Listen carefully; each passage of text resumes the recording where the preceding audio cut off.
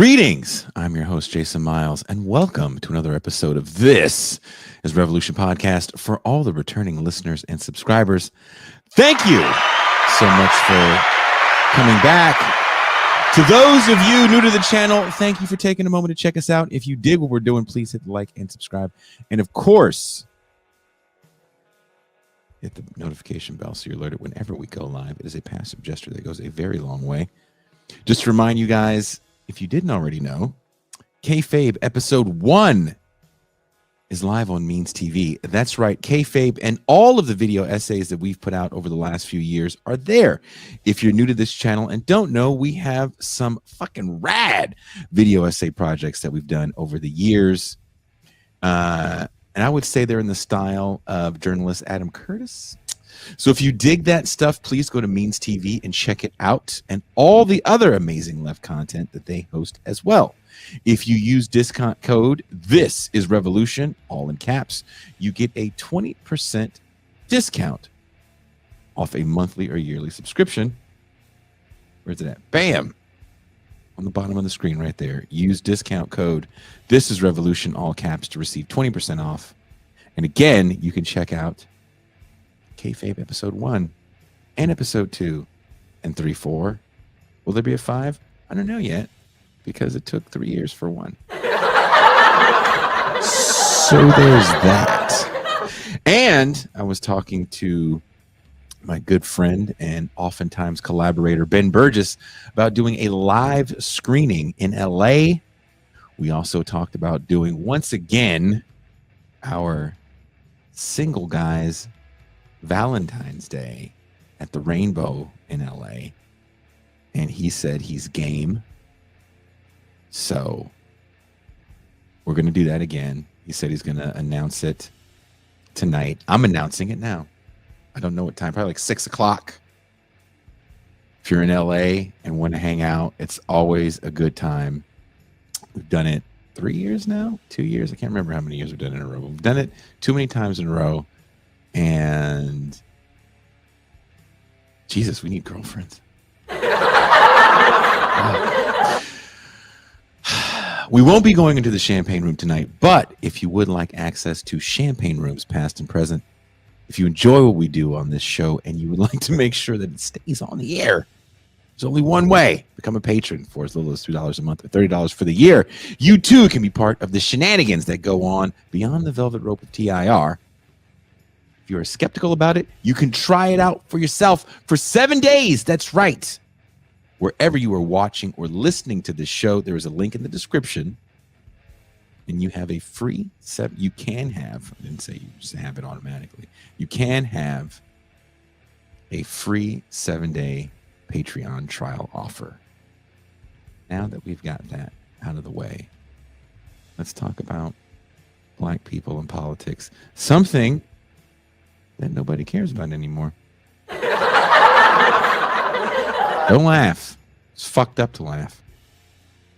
Today's episode, we will speak to journalist and union organizer Paul Prescott about his latest article, The Lost Caucus.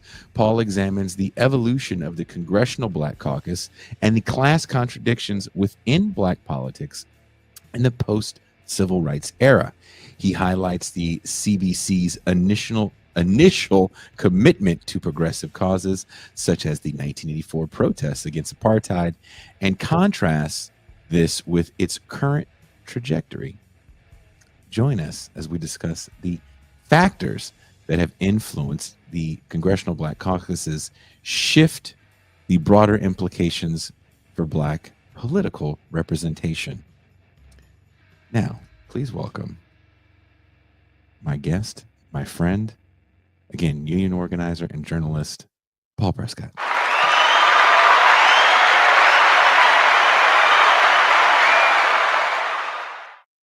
Great to be back. Great to have you back. How are you, Paul? I'm good. Busy. Good. Busy with union organizing or just being a married man now? A little bit of both. Yeah. Well, for those that don't know, and I think there's probably a good amount of people that don't know, where does the Congressional Black Caucus originate from? I know it's a post civil rights thing. So I think it's 71 is the first year you write in your paper. So why does it originate? Where does it originate from? Tell me about the history. Yeah. And I'll kind of start by saying I think there was kind of like an easy way I could have written the article, which would have been like the Black Caucus, they're sellouts, screw them.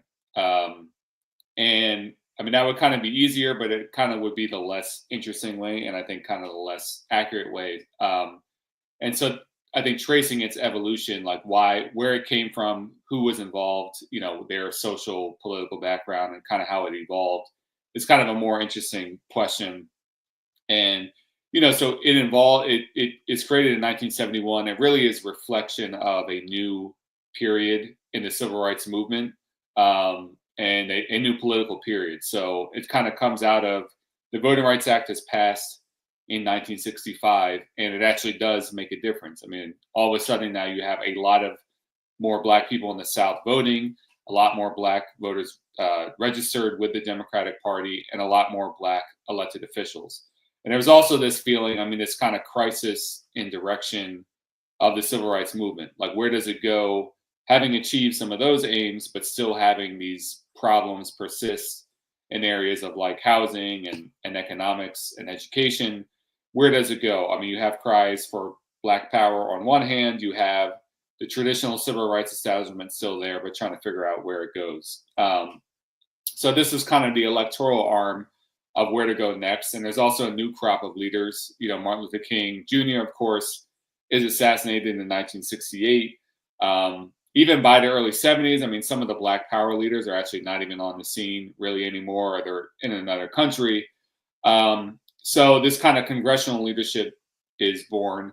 And, in 1972, you have a jump from 4 Black congressional representatives to 13 in Congress. And so a lot of the founding members of the caucus talk about at the time, like, this was kind of supposed to institutionalize the civil rights movement in the American political system and try to chart a path forward of like, where do we go next in Congress? And I think, that's kind of where it comes out of. And it's kind of this new period where there actually is a voice for Black elected officials in Congress. You can kind of say nominally that the civil rights movement has a home finally in the American electoral system. But, it's coming right at a time where the kind of social democratic economic policies that were kind of undergirding the civil rights movement are starting to be withered away. And that's what they're going to be dealing with until now, basically. But, I think it does originate, and the founding members themselves, I think it's kind of interesting to look at their makeup. There kind of used to be a term Marxists would use called human material. I think we should bring that term back. But it's like, where do these people come from politically? What molded them? And, contrast them with the members of the Black Congressional Black Caucus today. Largely, a lot of these people kind of came out of the movement to various degrees. Now, some of them were more. You mean the civil rights movement? Right. And a lot of them had a certain social democratic common sense economically. I mean, a lot of these people, they would be a dream to have around today. If you had a Black caucus, or really any Congress people, I mean, there are new people. I mean, some people in the squad who have a similar politics, but like, you would look at their platform and what they were running on. And these are people, they had an insurgent quality coming out of the civil rights movement. A lot of them, were working with unions. I mean, John Conyers is a good example. His father was a United Auto Workers member. He kind of came up through the union. He got endorsed by the UAW. He had a social democratic platform. He was against the Vietnam War. So a lot of people like that, to various degrees, were part of the founding cohort. And they would kind of, to their credit, I mean, we can get into the criticisms, but for a long time, the Black Caucus kind of stood out as trying to defend the welfare state against Nixon and Carter and eventually Reagan. Is that kind of how they're framed originally? Because you kind of write about that in your paper, that they are the barrier between, or trying to be the barrier between Nixon and his disintegration of what comes about in the administration before with Lyndon, or not administration, 2 administrations before. Well, One administration before, right? Yeah, one. Right. One administration before. And I guess would you say those are valiant goals at this moment in time to protect this welfare state? And I think this kind of speaks to the success and legacy of like the elements like Bayard Rustin, Martin Luther King, A. Philip Randolph, who were really focused on things like full employment and those economic things. I think that really did rub off on this cohort of the early Congressional Black Caucus people. And I think they kind of correctly named that, the New Deal and then more recently, like the Great Society programs, like the fate of Black communities was very closely tied to these economic programs. And there's definitely a critique to be had about Great Society. I don't think those are on the level of the New Deal, but I think they kind of correctly saw that an attack on the Great Society is going to hurt Black people more than most. And yes, go Birds. We'll get into that later. Yeah, so I think it was a valiant effort, and you kind of see them. It starts with Nixon, and then Carter is like a disappointment to many people, including the Congressional Black Caucus. And they kind of become like, they even describe themselves as like the moral conscience of the Congress. So you kind of see them consistently trying to resist cuts to the welfare state. They put out platforms like whenever Nixon or Reagan would give a State of the Union, they would give a counter State of the Union. And again, we would look at this. This would kind of be a dream for the Black Caucus to be doing today. They would put out a counter platform calling for full employment, saying we need to reduce the military budget, we need to tax the rich more, we need to defend Social Security and Medicare and Medicaid. So they kind of position themselves that way. Now, after a while, they don't have any power to really defeat these things, and it kind of becomes symbolic. And they're not really able to, and I don't think you could put this only on their shoulders, but they weren't really able to galvanize a movement outside of Congress, a real kind of mass grassroots movement for these things. So it's kind of becomes part of the machinery of Congress is like, okay, you'll have the Black Caucus protesting these things, and they're going to do their thing, but they don't really have any power to stop what's coming. So I think they were noble efforts, but they obviously could not stem the tide of what came. Now, the Congressional Black Caucus is formed in 1971 with a small amount of members. Someone asked, I don't know if they was jokingly or not in the chat, they didn't have a Congressional Black Caucus during Reconstruction. And I would know they didn't, right? Right. No. Were they just happy to be there during Reconstruction, or? Well, that's a good point. I don't know. I think it was a different time, right? Yeah, I think something to this might be, and I'm kind of speculating here, but the Reconstruction moment was kind of more of like a populist moment, and it was, I think, more tied into an explicitly multiracial populist movement. And I think they were thinking they could, so soon after slavery, like maybe we can just like get rid of this race idea quickly, and we won't have to have like a Black Caucus. But again, the Congressional Black Caucus of the 70s, they're coming deliberately out of the civil rights movement. So I think there's this very conscious conception that we need to continue the legacy of civil rights. We're going to be the people handling the Black stuff in Congress. The Black, we're going to make sure this Black stuff gets done. And again, to their credit, they, especially early on, they did stuff like, let's make sure we have actual hearings on the assassination of Fred Hampton.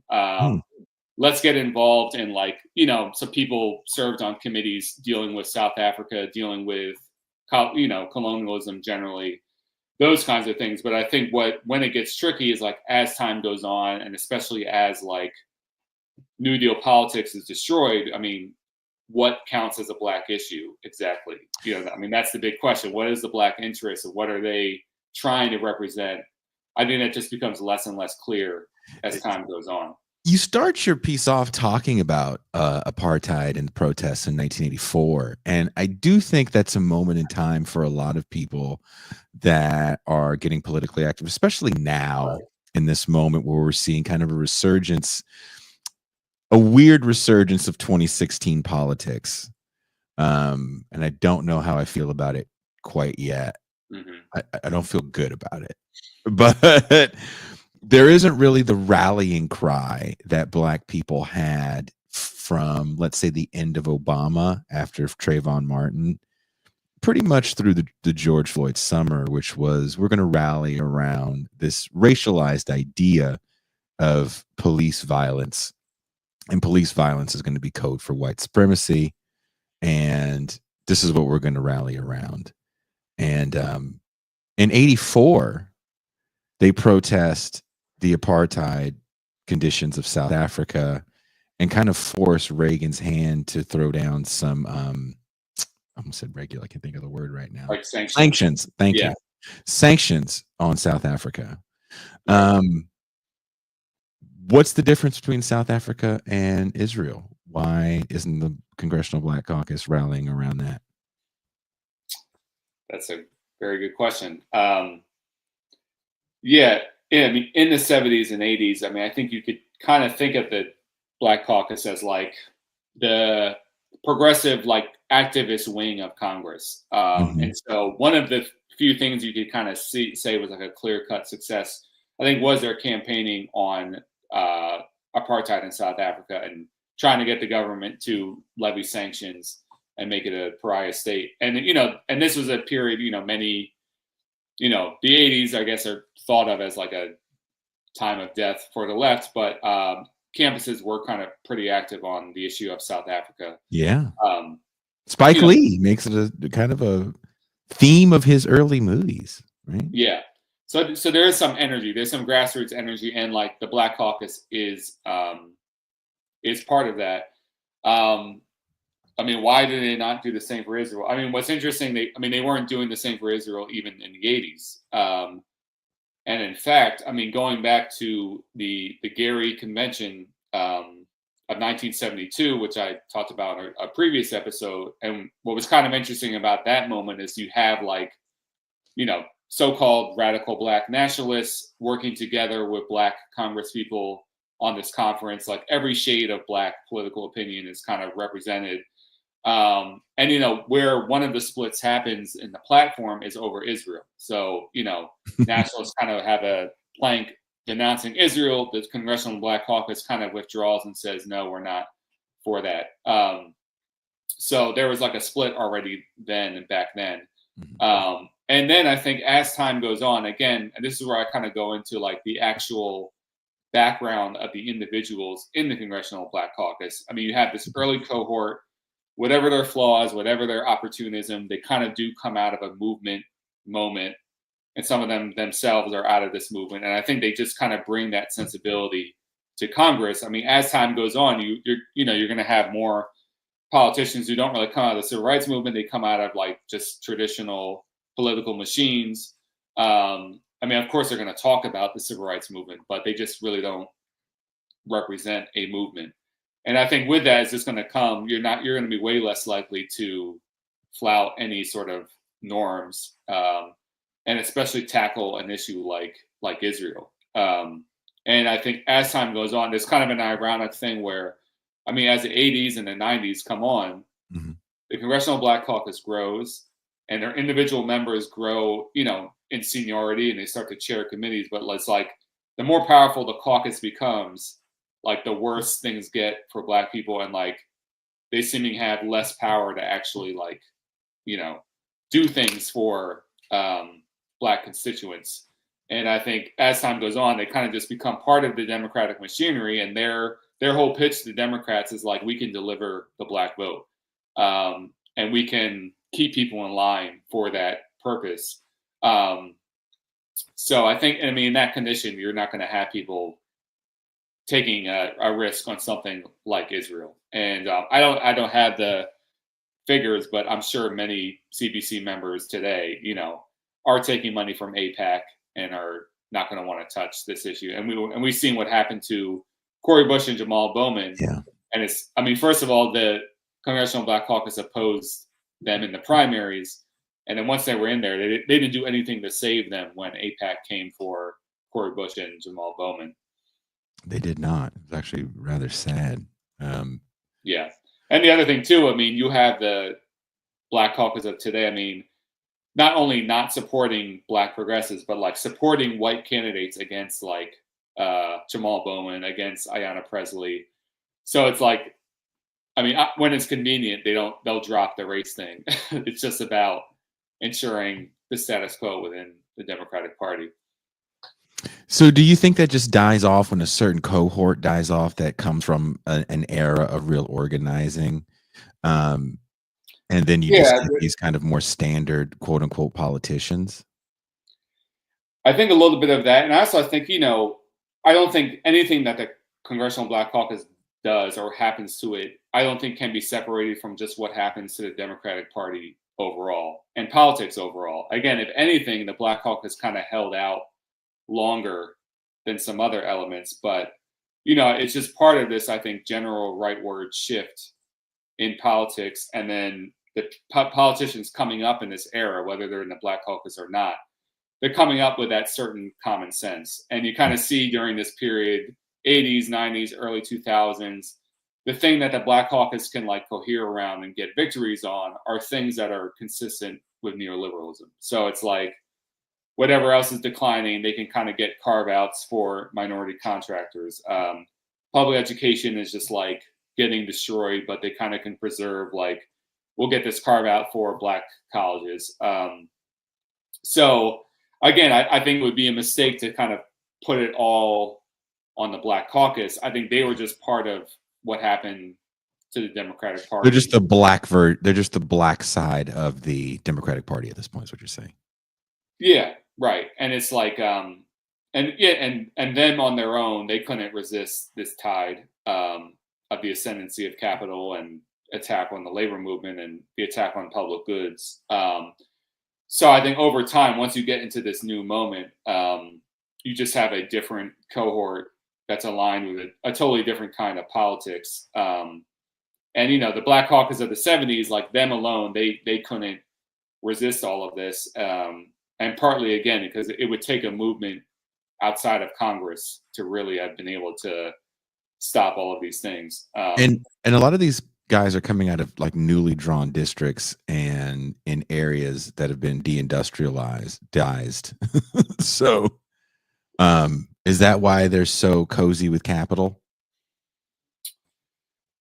I think that's part of it. And you know, then it throws up complicated problem. I mean, I know this show has covered it a lot, but it's like, you know, a lot of the Congressional Black Caucus goes along with the 94 crime bill. Yeah. And again, partly for decent reasons of like, they're hearing this from their constituents. And you know, if you're in a district that's been, you know, it's deindustrialized and dealing with these issues of crime and the drug trade, and people are crying out for something, and you're not able to get the jobs part, I think many were pressured to, well, let's give the prison part.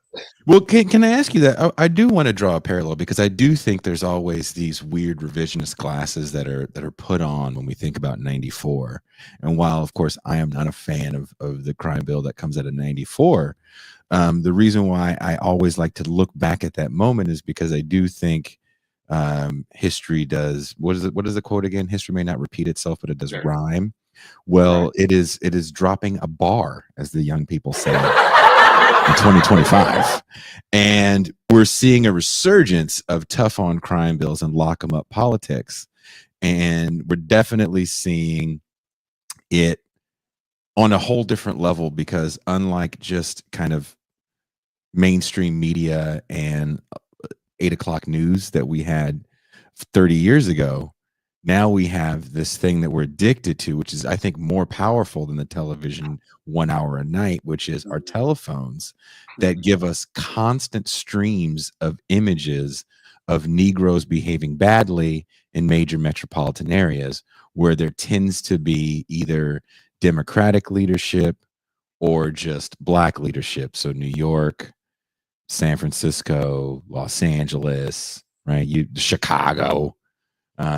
Look, they're smashing into a store and stealing everything. We got to lock these people up, which for me is actually quite the stark contrast of the 90s, where it was literally, and you can't see this on the news anymore. It was literally them showing paramedics putting a blanket over someone or zipping up a body bag. Very different imagery. News starting off with X amount of people shot and murdered. Now it's more about robberies, and let's ask John Q. Citizen how they feel about this. And it feels like a knee-jerk reaction once again. Where is the Congressional Black Caucus today when it comes to this throwback of tough on crime policies? Yeah, and you know they've tried to take this kind of weird middle position. You know, so like obviously the Clyburns of the world and most of the Congressional Black Caucus. I mean, they weren't out there saying defund the police, which I would agree. I would also not say defund the police.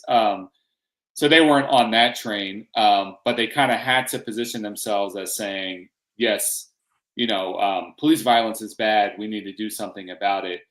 But it's kind of been half-hearted. I mean, what happened with what was it, the George Floyd justice The and George Floyd crime bill. I mean, you have efforts like this that the CBC does back nominally, but it doesn't seem like their heart is really in it. And I think they definitely can latch on to the easy ones, like, you know, when there's a killing like George Floyd, the CBC is going to be out there saying, this is an outrage, we need to do something, but we don't want violent protests. But they kind of haven't managed to really get a handle on the issue of where they really want to position themselves. So I think they kind of ping pong back and forth. And, you know, at one moment they're kind of saying like, defund the police is the enemy and that's the real problem. And then the other, they kind of go back to, you know, we need criminal justice reform, but they don't seem to be putting legislative energy or political energy really around it. And I think now that that moment has kind of passed in terms of the energy in the streets, they kind of have, there's been like a return to a status quo about it. So yeah, I think they've kind of had a really incoherent position on all this. Because I mean, how do you feel? You live in a pretty chocolatey area, in the Philadelphia area, right? And again, 5 years ago, Black politics is all the rave. It's here we are. I when I booked the show, I did forget it was Black History Month, so please nobody think I did this on purpose for February. Yeah, we actually had this right. Yeah, this was a January thing, and I just don't care about any of these holidays, regardless, unless it's someone's birthday or Christmas. Don't care. But where is the quote unquote Black political discussion? Because I don't think anybody cares anymore. No one's talking. Police violence hasn't stopped. People are still getting murdered, but more people are getting killed by police than they were 4 years ago, if anyone cares. And where is the protests? Where's even the pussy hats? Like seriously, like where? Yeah, you talk about this thing called Black politics. When it comes to Black politics, and this is something I've actually, and I know I've been on this show and I've said this before, and I've kind of thought this whole time, I've always thought it's been inaccurate and just not the reality on the ground to be holding up police brutality, you know, going back to like Mike Brown and protests then until now. It was when protests broke out, it was always held up as like, this is the singular Black issue. Yeah. And I've always maintained, and I'm saying as someone who has gone to a lot of these protests, it was never majority Black. It was kind of the same kind of like, for lack of a better term, you know, the kind of like broad-ish Bernie movement demographic. Yeah. So yeah, did it include Black people? Of course. Do I think Black communities can care about police brutality? Yes. But I think it was always a mistake and not accurate when people were like, yeah, this is like the Black issue that, of course, Black people are ranking number one and really care about. And then, of course, and especially when we got to the era of like the defund slogan. I mean, I could speak from what I see in Philadelphia, and I think this is true in many other areas, there was a really big disconnect because there was a reality in like an increase in violent crime that was horrible, and that kind of slogan just does not resonate with people who are living among that. Now, that's of course not to say that the majority of people were turned into Nixon or Frank Rizzo, but it was like, and of course you're talking about people who, for a lot of times, the issue is just not being able to get the police when you need them. So there was always a really big disconnect there of I think a slogan that, and was a shame because it kind of allowed our enemies to say something that was true, which was like, well, this is just like out of touch white progressives pushing this, and it does not gel with what people on the ground really want, or are really the way people are really interpreting this problem. So I think there was always kind of a shelf life on that gaining steam because what they were claiming in terms of the constituency that wanted it just wasn't true. And I've always kind of been puzzled, like, how are people not seeing this? Even the massive George Floyd protests, like, these have always been majority white. It's not necessarily a problem, but don't get twisted about what this is. I mean, I don't know if I'd use the word problem, but I've always found it interesting that a lot of people in those and I'm sure there's gonna be comments. I'm from the hood and I protested George Floyd. Well, good fucking for you. But it's always been interesting that a lot of the people that were in those protests didn't come from those neighborhoods. Yeah. I still think that there's an idea around the protest that it is the end all be all movement moment, that once you've gathered together with bullhorns and hold signs to say no to something, then you've done something. And then once you go home, then it's done. And you can rest on your laurels that, I did all I could. I was just fighting a very powerful machine. Mm-hmm. But there's a weird contradiction when you live in a violent area, which is, I would like law enforcement to work for me. And I think a lot of people that are like, all cops are bad. And it's like, yeah, I get it. But what are you doing that makes you hate police? And where do you live? And how do you interact with your community that you live so freely where you have no fear? Like, I think that's awesome. That you live in a world with no fear like that. Like, that's pretty cool. But I don't.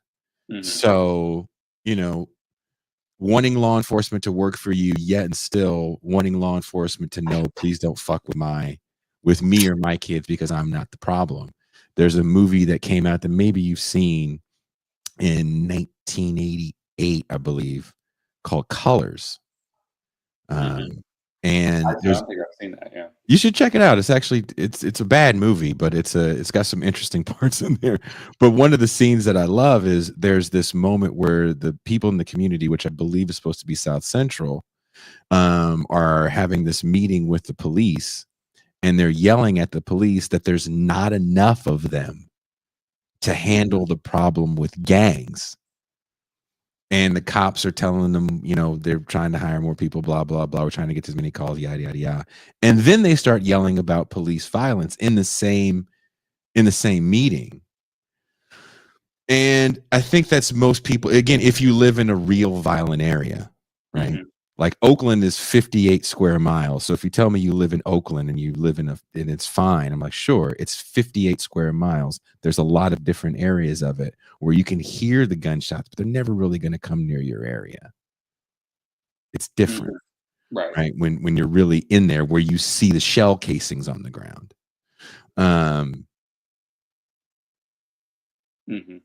That was 30 years ago. And the solution was just lock everybody up. And numbers went down, right? We can look. There's proof. These murder rates start precipitously falling post 1994. But then we have this economic backlash because we totally locked everybody up. Locking people up became a business. And now we have generations of people coming out of prison that have been in there for long periods of time. No skills. If they have a family that'll take them in, hopefully they're okay. If not, they're adding to our massive homeless population. So it just didn't do anything good overall. It quelled a problem that, again, jobs programs could have helped out quite a bit during the 90s. Where, I'm probably asking this question again, but I feel like nobody cares about this, and we're going back to just lock them all up again. Just lock them all up again. Willingly. I haven't seen one politician say, no, this is bad. We shouldn't lock everybody up. We have the evidence that locking everybody up is horrible downstream. Right. And this is where, again, just like, and again, I'm not trying to give the early Congressional Black Caucus too credit, but like their priority in the 70s was full employment, like very consciously. And they fought, for the what was called the Humphrey Hawkins full employment bill, which essentially got whittled down to nothing. But they did wage a fight over that, and they tried to make there be like a grassroots movement dynamic to that fight. So at least they had a programmatic, and of course, then they're already dealing with crime. That it wasn't like that; it wasn't going on back then. But so they at least had some kind of conception of a programmatic solution, which was like ideally full employment, or at the very least, let's not keep cutting the welfare state. But now, you're not getting any kind of leadership from the Congressional Black Caucus, because they're taking a firm stand that no, there's not going to be any kind of Bernie style social democracy. So that's not going to be a stand. Now, you'll get variety on. Are most of them going to say we'll lock them all up? Probably not, but they're not exactly coming with another solution. It kind of seems like it's been fading in terms of discourse wise, and I think they like it that way.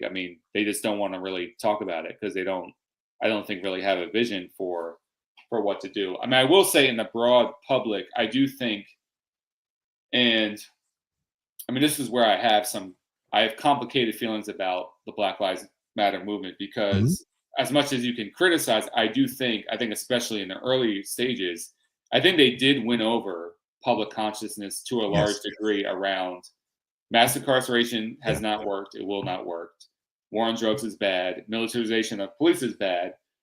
And I think it has an effect. I think less and less people, even average people, are going to jump to the conclusion of locking them up as a solution. But again, I think the crucial thing to remember is just because someone thinks that doesn't mean they're going to think defund the police per se. Yeah. So, but again, I do think they've kind of won a little bit of the rhetorical battle, because I just think less and less people will actually buy that locking everyone up is a real solution. But again, there still is a vacuum of like, what can we actually do? And it's I was talking to Ture about this the other day, because we were talking about something about hood movies, and always there's a young man, I think he's like your age, Paul, and he does this thing. It's called hood movie cinema, and he have you seen this guy? Did I send this to you? He rewatches all these hood movies from the 80s and 90s, mostly the 90s or even 2000s, and he gives you a synopsis, and it's very funny because again, he's younger, so he wasn't alive during some of these eras, and it's just kind of a I would think he's a young black millennial giving you these very funny synopsises on these movies.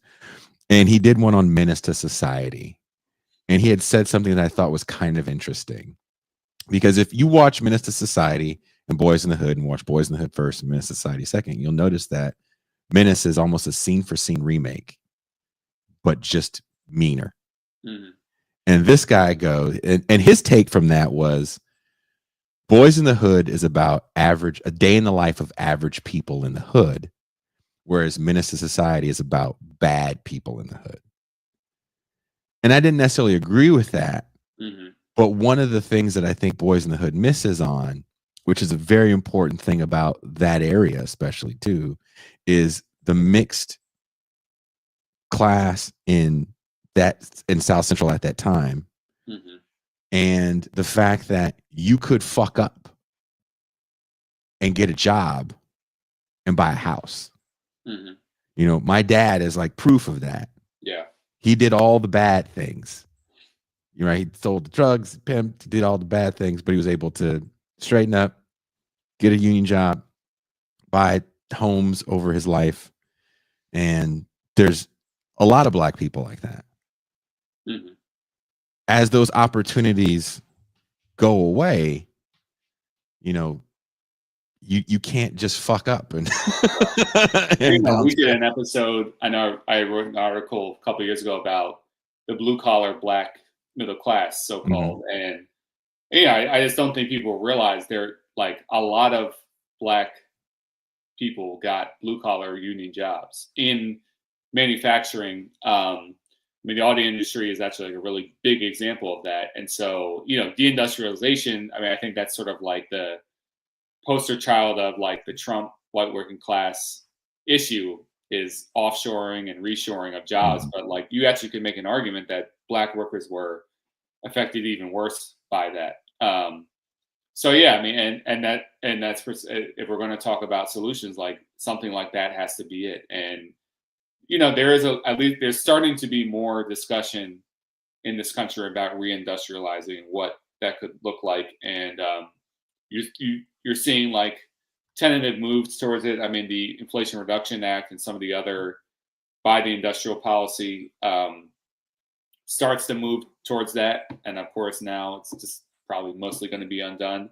But I don't know. I don't see any other way out of it. I know it sounds pie in the sky right now politically, but that I'm open to other ideas.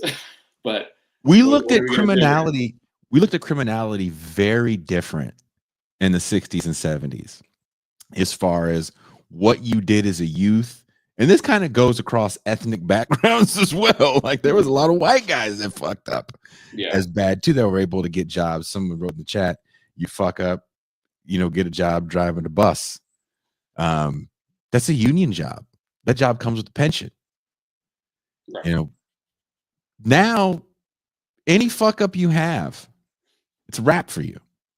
Mm-hmm. So a couple things you can do when you come out. You can talk to other people that fuck up and hopefully move up through the ranks. And that's depending on where you fucked up. Because not every state gives you the opportunity to go to college while you're in prison. So you can actually get an education while you're inside. And that's also means you've been in prison for a long fucking time. Mm-hmm. But these are things that I think we don't even talk about, because the solution is either lock them up or don't. And then if you don't, it's like, well, then what are you going to do with people? Right. And again, if you look at quote unquote Black leadership, and they just seem to be like, when you ask that question, they like turn around like they're not looking at you, kicking rocks and. and one thing with the Congressional Black Caucus too, like as time goes on, I mean, the Black Caucus is established right at the time that the class differentiation among Black people is really accelerating. And so again, the more they gather power in Congress, it's happening at a time where the gap is getting bigger and bigger. And you can't, their claim to represent Black working people is kind of rings more and more hollow as time goes on. And again, it raises a bigger question. I mean, of course, on this show, we know the idea of a Black interest is false even in 1950, but at least in 1950, it's more in the realm of reason. Yeah. You can make an argument. You can make a fairly strong argument for it. But by the time you get to 1987, like what is that exactly? And especially now. And now I think you're just seeing this whole, it's really coming undone. I don't want to overstate the shift, the diverse coalition of Trump, but it's true. He has a much more diverse coalition than George W. Bush did. And now the, Hispanic support is much more than the Black support. I don't think we're going to be in a world anytime soon where a majority of Black voters support Republicans, but you do see it's, slowly happening. I don't know if it's going to be reversed or not, or what's going to happen in the future, but it's just really becoming unclear. What would a Congressional Black Caucus do? What is it even supposed to do right now? I mean, you know, I have my ideas, but they don't listen to me.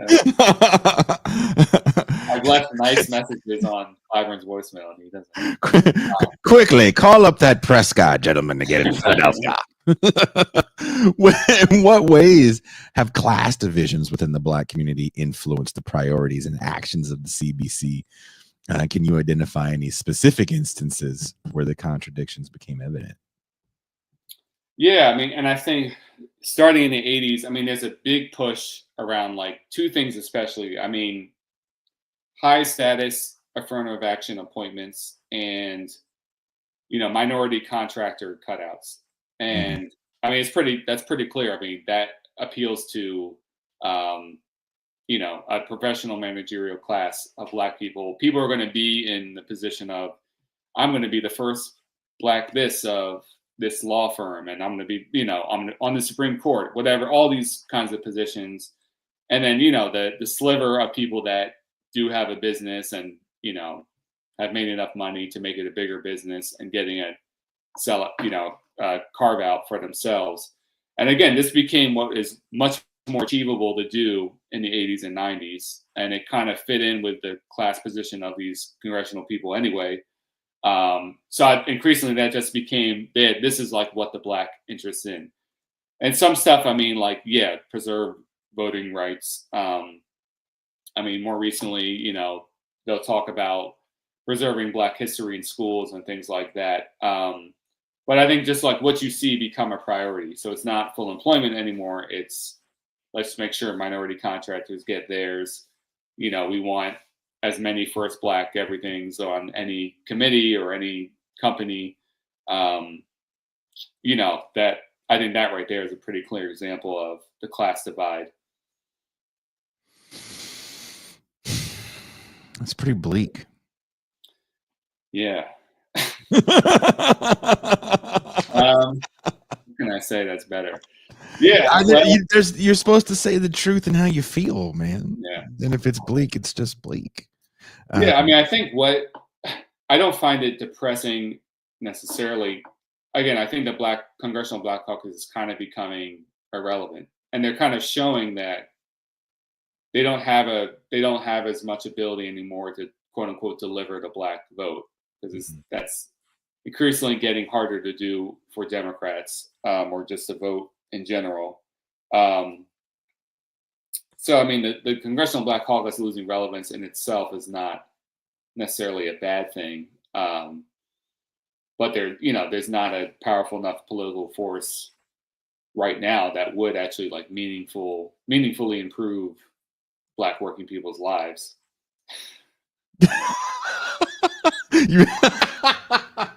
I don't. Again, I find this an interesting political time.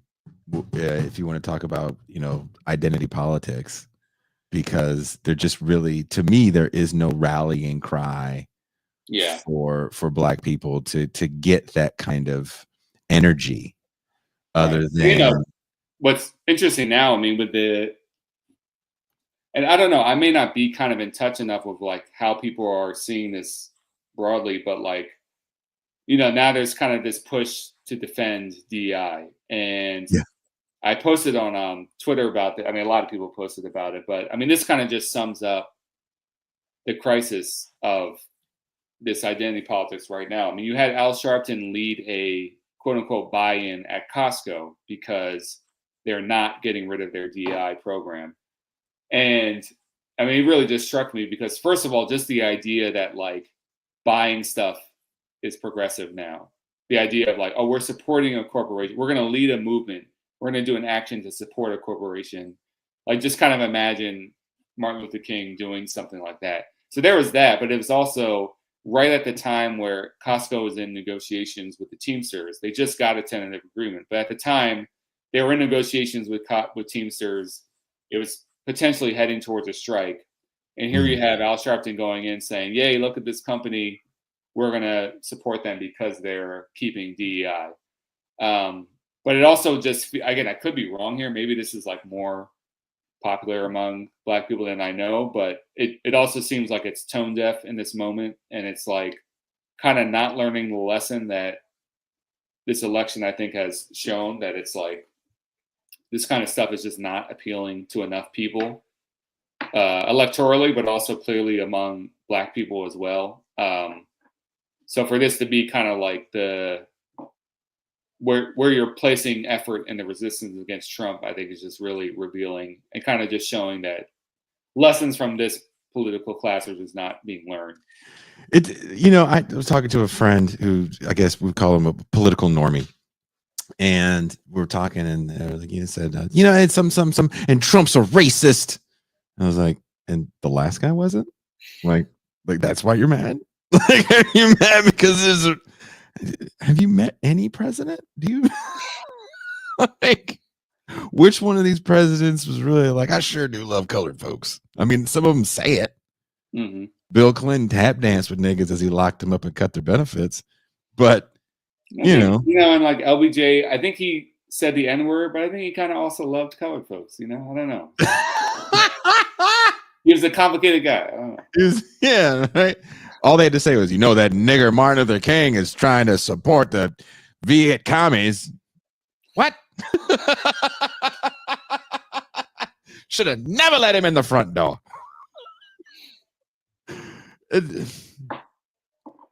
Calling Trump a racist and the anti-racism and DEI as affirmative action, like people I don't think they really understand the differences between racism and discrimination and DEI and affirmative action.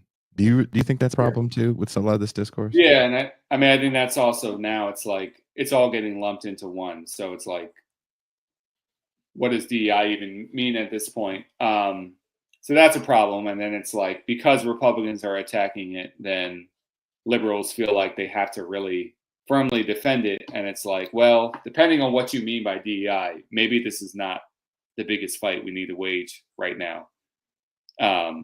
Again, both just on its political merits, but also like even electorally, this stuff is just not working.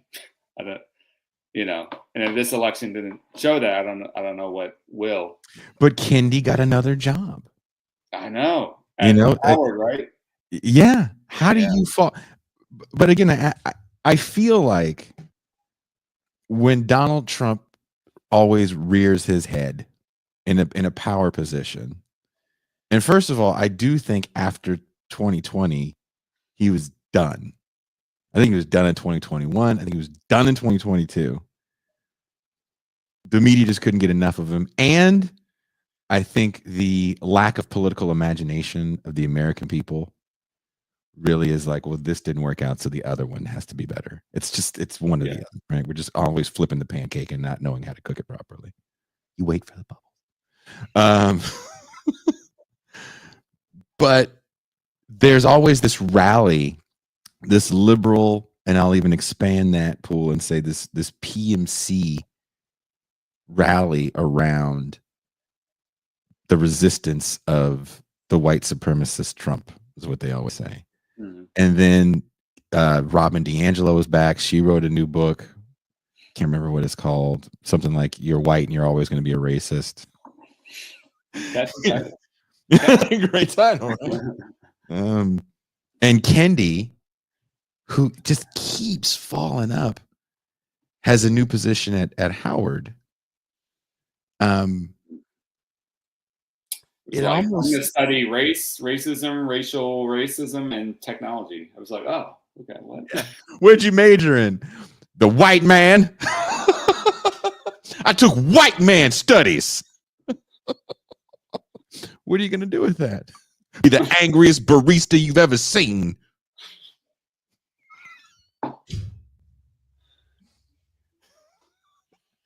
All my liberal arts fans just gone. That one comment. That was your base. That was. Come on, that's the base of the show. Like, fuck this guy. Kennedy's student at Howard. That's the show's base. I definitely can't walk into any black-owned cafe. All 7 of them. I can't go in. Mexico? Yeah. Just throughout the Southern California area. I don't know how many black-owned cafes are. There's probably a lot. And I'm sure they're all very good. That's Paul Prescott that doesn't like him.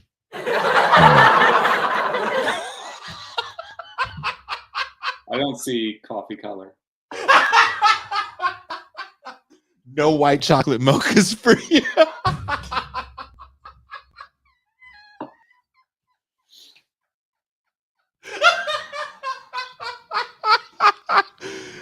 The picture in my head is you going ordering a mocha and they ask if you want a white mocha and just the look of disgust in your face.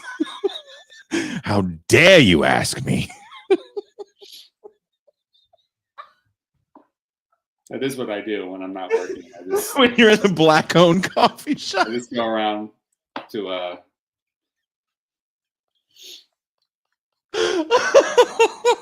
you and Umar in the black-owned coffee shops. You, Umar, and Jalen Hurts. That's. People don't know that Jalen Hurts is a black nationalist. Not many. Do you think he is? No, not at all. Oh, okay. You know what's funny? Sorry, this is going to be. Oh, yes, we're over the hour. We can we can be a little loose. I don't know if you've seen this, but like Jalen Hurts, there's all this press around him. He has like an all-woman team, like communications, and it's just like he like surrounds himself by like 6 beautiful women, and everyone's like, he's so brave, he's so progressive.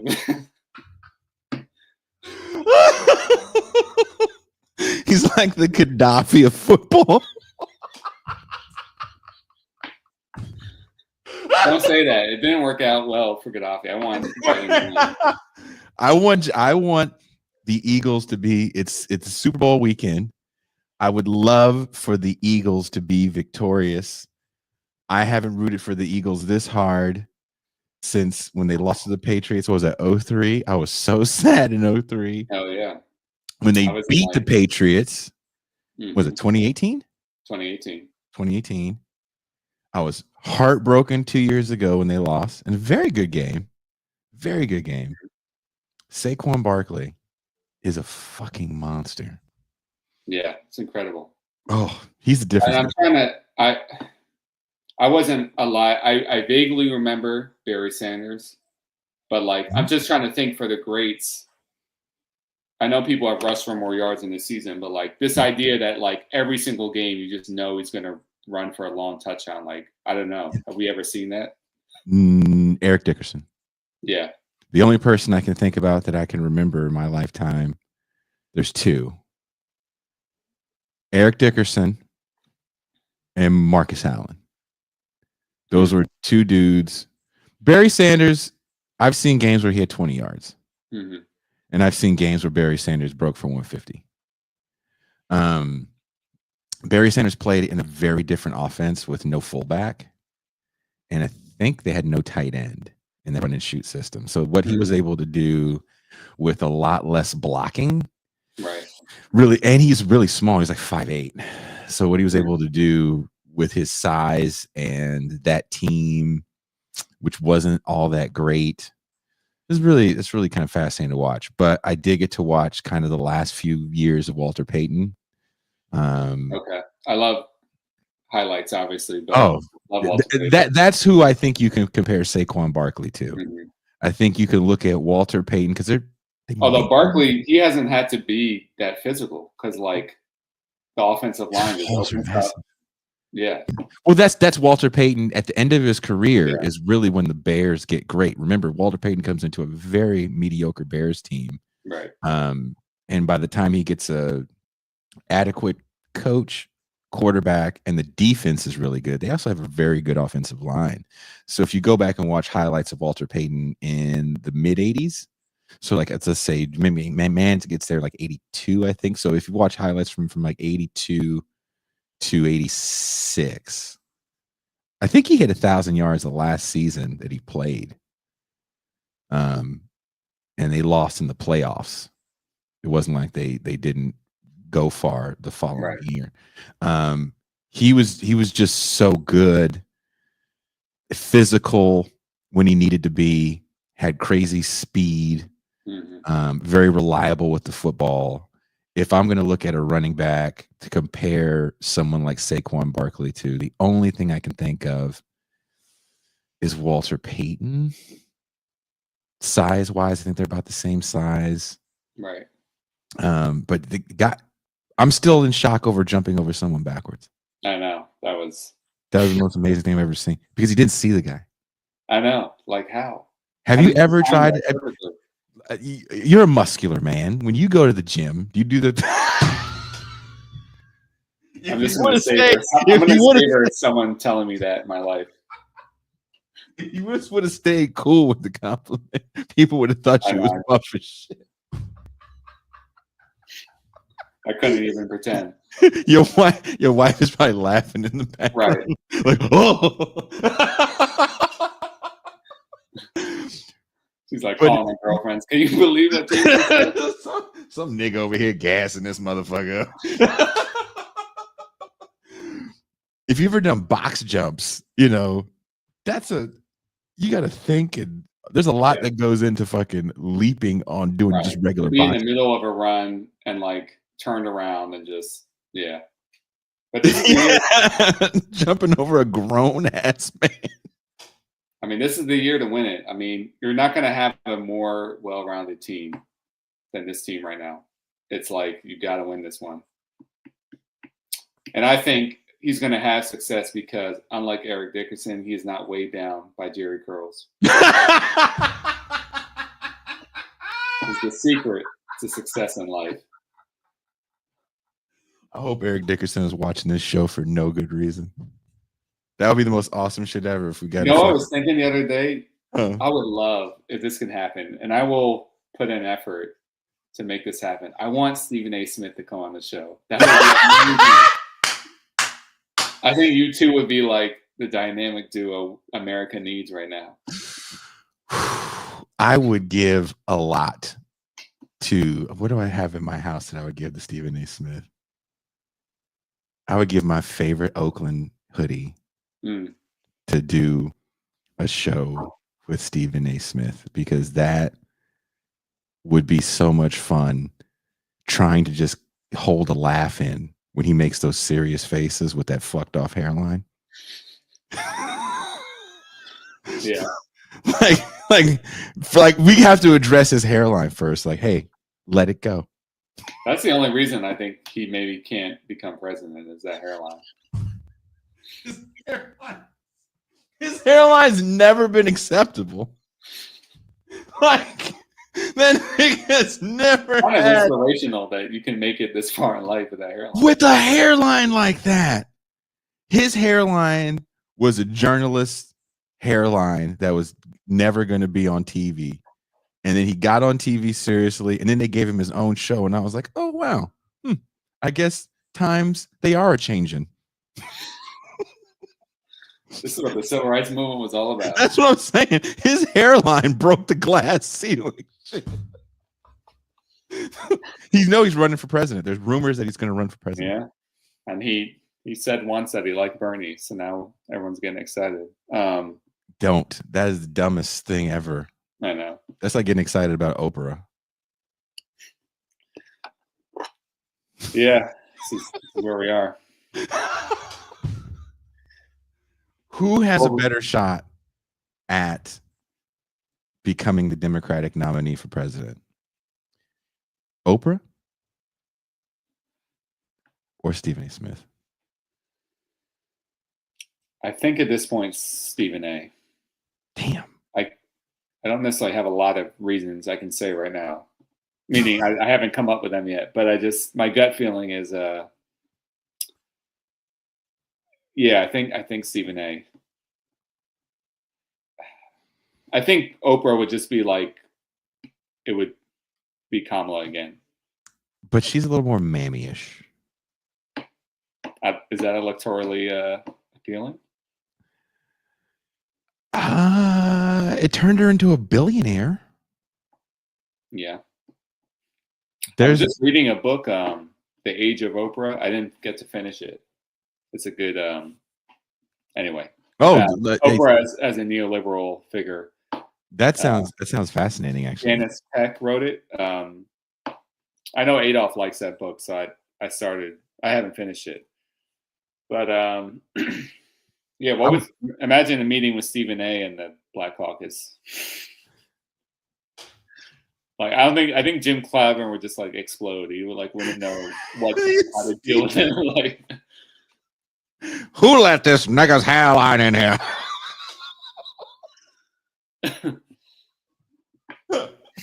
Like, fuck, dude. I don't understand Stephen A. Smith's success. I understand Shannon Sharp's success. mm-hmm. You know Shannon Sharp is shilling dick pills right now, right? Oh man. Apparently that whole faux pas with his phone. Like I expected better, but I am disappointed. That was the whole faux pas with the phone. To shill dick pills. Yeah, he was like, oh, I got caught, but I was using this and it dissolves on your tongue and it gives you an erection for an hour and a half. Everybody's trying to go Google the fucking right. Everyone's like, that is outrageous. Capitalism strikes again. What was it called? Under the tongue, you say? Well, look, Paul, I don't want to keep you. I know it's late where you are. Thank you very much for taking the time to talk to me. Wherever you guys are watching or listening to the show, there is a link in the description. Again, it is the first line before I even write what the show's about. It says, read Paul's piece here. Lost Caucus. Is there anything you want to say or you're working on before we go, Paul? I'm working on so many things that it's nothing. So I'll write something again.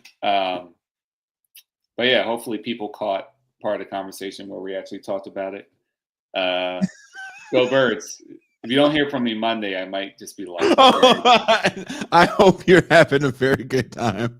Yeah. I hope I watched a news clip of your news people, your morning news people in New Orleans. Did you see that? It was so funny. That was not powdered donut on that man's face. Yeah. And when we won in 2018 and I was watching it at a bar and we poured out into the street, man, sadly, that's probably the closest I'll ever feel to being in a revolution. It was, and I remember there were aerial photos. I mean, it was like, holy shit. The police had no control. It was, the masses came out. So hopefully Sunday again. Can't labor Paul scale a greased up Philly light pole. Somebody. Jason thinks I'm so buff I can, but I probably can't. Oh shit! I hope that's a good soundbite that you can use for the rest of the week. Going to work next week and hey Paul, we saw you on that show. Looks like you have been doing a little. His shirts get tighter. I just start buying smalls. Yeah. You and Jalen Hurts. He gets mistaken at the black coffee shop for Jalen. Thank you, Paul, so much. Right. Have a good rest of your evening, buddy. Good luck. It's Paul Prescott. He's a good sport. I like Paul. I think Paul is a great writer. Please check out the article. It was actually very good. I was reading the article and I immediately had to go grab Cedric Johnson. I almost called him Cedric Robinson. I'm so sorry, Cedric. Book from Revolutionaries to Race Leaders. If you haven't read that, please check that out. Again, no champagne room tonight.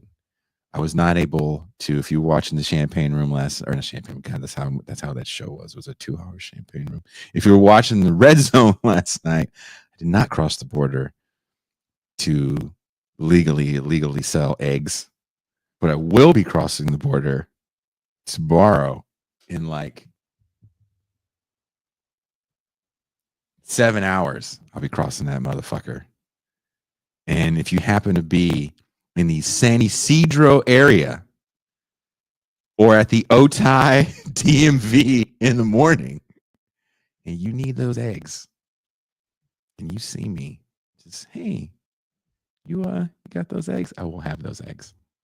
I will fucking have those eggs. I am making rent money by selling eggs in America.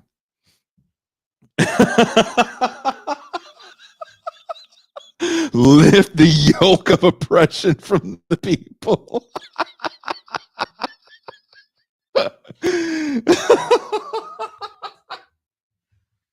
I was talking to my friend last night, and she said eggs are like $9 to $10 a dozen.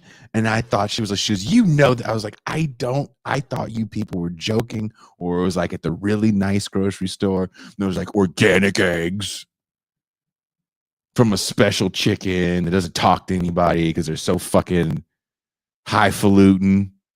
No, she was like, no, there's regular eggs from like the hood chickens, depressed hood chicken eggs.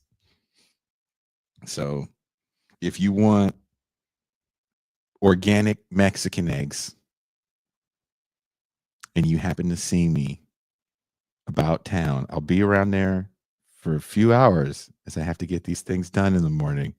I will be in the San Isidro area. What if I'm setting myself up for police sting?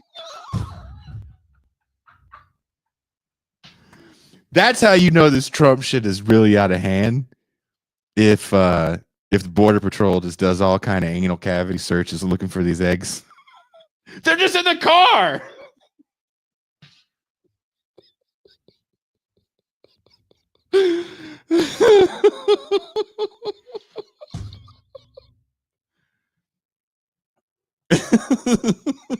Someone stole $100K in eggs and the feds are going nuts. How much is $100K an egg? I don't even want to know. But yes, I really will have eggs. That is not a lie. Just, hey, you're the guy with the, yep, that's me. I can't wait to do a hand-to-hand with eggs. I'm actually kind of excited. So,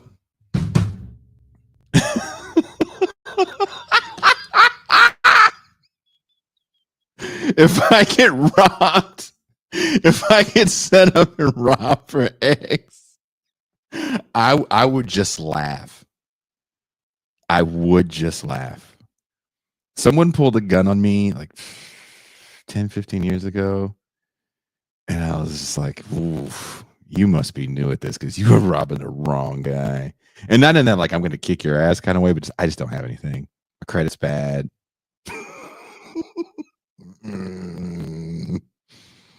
Mr. Burglar, this is just not where you want to be. Paul Krugman is going to write an econ lesson about Jason. Thank you, guys. This was fun. I'll see you guys Saturday, where I'll be speaking with blues legend John Lee Hooker Jr. about his autobiography, Growing Up in the Shadow of the Blues.